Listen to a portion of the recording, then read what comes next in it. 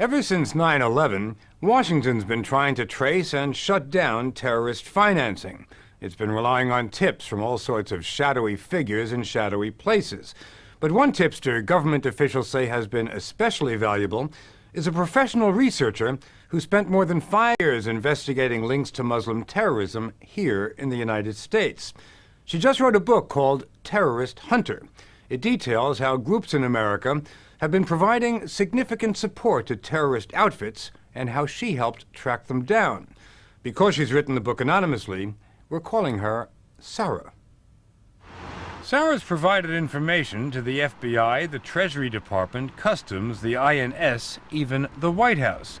She works out of a small office where her tool is the internet, and her targets are terrorist sites like Al-Qaeda's. This is the website where most of the time Osama bin Laden, his spokesperson, and others will release their official statements. One of her areas of expertise is just finding the Al-Qaeda websites, which change their internet addresses every day. So within minutes after they upload the site, we track them down and we give the address to the government.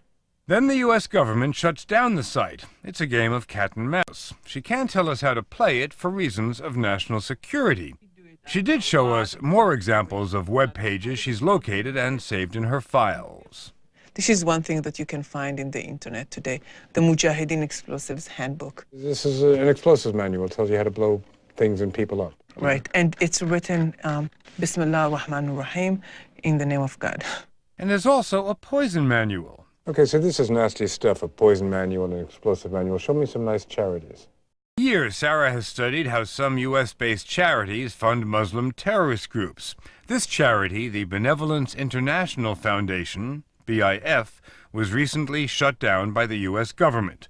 Its official website featured orphans and widows who need help. What you see is that they really try to show their activities as legitimate as possible. Mm-hmm. Well, who do you think they're really funding? Oh, this is Al-Qaeda.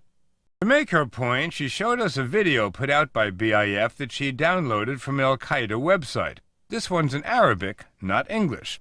And the pictures designed to elicit contributions are of military training camps. No orphans or widows here. So when they want to raise money from Americans, they show you the orphans. When they want to raise money from the Arabs, they show you Mujahideen. Sarah admits she's obsessed with rooting out terrorists, and to understand why, she says, you have to know what happened to her as a child. Born in Iraq to a wealthy Jewish family, life was good until Saddam Hussein's Ba'ath Party came into power. Suddenly, the Iraqi government accused my father spying for the Israeli government. And so Saddam Hussein sent people to arrest him. Did you see your father again? No. Her father had been taken before one of Saddam's kangaroo courts along with 8 other Jews. They were all convicted of espionage, and the show trial was broadcast on Iraqi TV. But Sarah didn't know that at the time. She was on her way to Israel. Her mother had known it was time to get the family out.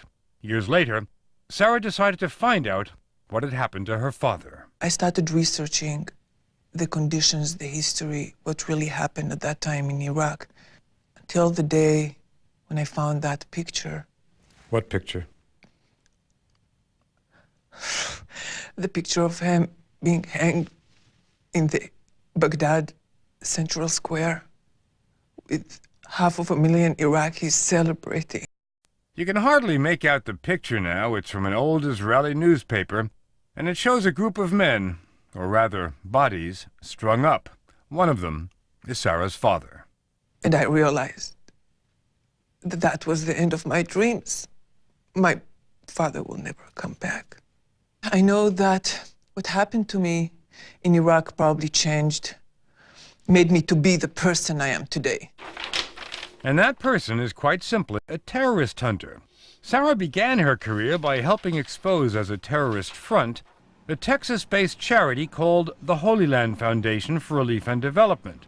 She dressed as an observant Muslim woman and went undercover to its meetings, where she says they were soliciting contributions for Hamas, the Palestinian organization that specializes in suicide bombers.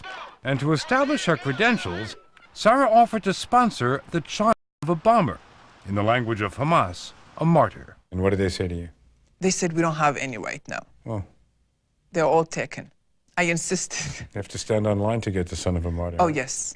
So I said, but you know, since I'm going to do a good deed as a Muslim, I want to have it the best deed, and that there is nothing better than funding a son of a martyr. The next day, they had one for me. And that donation got Sarah on their mailing list. One publication she received said that the charity had been approved to get money from the U.S. government through the USAID program. Which means that for every dollar you fundraise, the U.S. government doubles it. I just couldn't believe what I was reading. So what'd you do? I contacted the White House, and it was stopped. It wasn't long before the whole operation was stopped. At midnight yesterday, the Treasury Department froze the assets and accounts of the Holy Land Foundation in Richardson, Texas. Well, why was it so easy for these so-called to operate in the United States? There is nothing better than going to save hungry orphans somewhere. You collect the money, you even actually collect money from people who don't want to fund jihad, and that's what happened with many of these charities.